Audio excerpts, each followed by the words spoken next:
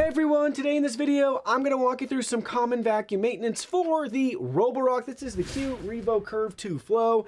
If you're interested in this product, the link to it will be in the video description. So let's just jump right into it, starting with the top of our vacuum. We have our LiDAR module right here. There shouldn't be anything you have to do to that. If you notice dirt, debris, or hair around it, you could grab a can of compressed air, but just gently blow that air to make sure you're not blowing the hair or dust further into the sensor, but blowing it out of the sensor. You can visually inspect the top navigational bumper here for any obstructions, making sure that that is free to move properly. The top cover is removable, just a couple magnets, it pops right off and snaps right back in place.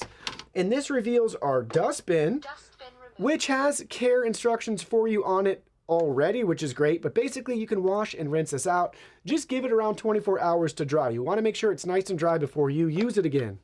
The filter is removable and replaceable. If you want to grab new ones, you can do that, but again, you can wash, rinse this out and get a lot of life out of it. And then again, you can rinse out the dustbin as well too.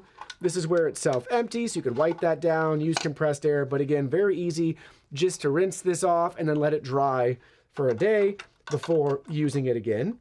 And then you can just snap everything right back on and in place and drop it right back down into the vacuum. Moving along to the side of the vacuum, we'll start at the very front with our main sensor suite. Just make sure it's free from dirt and dust that might start to accumulate over the course of use. Just use a microfiber cloth and very gently wipe that down. Moving right along to the back side, we have our charging contacts in the sensor, so you can just make sure those are free again from any sort of buildup and just gently wipe them down. Removable dirty water tank. So let's take a look at that right now. They make this very easy to clean and maintain. So this cover pops off, I believe. So we can get access inside to clean even deeper into there for the dirty water tank. But wash and rinse all of this out. And then it just snaps right back in place. But that's the dirty water tank. Again, very easy to clean. I believe this looks like this pops out too. So you can wash and rinse that out. Again, anywhere you start to see dirt, dust, and debris accumulating, just give it a good rinse there on the dirty water tank. And that just snaps right back into the unit. And then here's a look at the side. We'll come back to this when we look at the underside. We have another sensor, just make sure that's free from dirt and obstructions. And then we're back to the very front. Looking underneath, the theme continues, more sensors to wipe down. These are the sensors that are responsible for sensing if it's going over steps and cliffs, all of that good stuff. So that's what you got right there to make sure those are wiped down.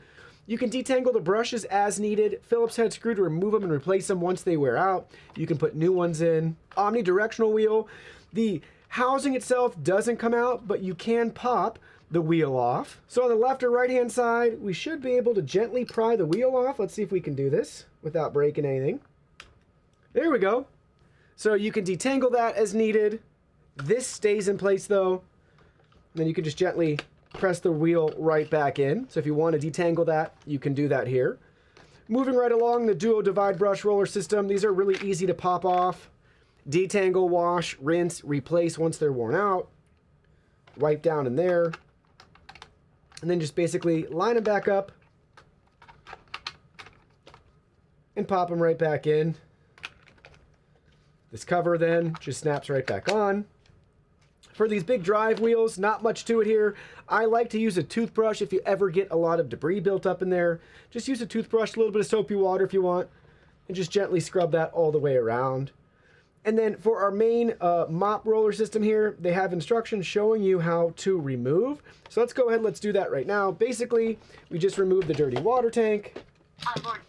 Then we come to this side. There's a push button. So we push right there, and then we can pull the roller mop out. So we'll look at the underside here. This, you're going to want to spend some time cleaning and just wiping down if you notice hair and dirt and dust starting to accumulate here. This guy also appears to be removable, which is nice, so you can wash and rinse that out. And that channel just slides right back in place. And then if you need to get new mop rollers, you can do that. If you wanted to wash this not in the station but in your washer, you could put this in your washing machine to give it a really deep clean that way as well too, just to breathe some new life into your roller. But again, just wipe down in here, and then you can take it and just gently push it back into place. mop installed. And then it snaps back in. Then you can take the dirty water tank, and let's get this guy back in as well. And then we'll just line him up and push him in just like so. So overall, very simple and easy to clean and maintain the Roborock Qrevo Curv 2 Flow.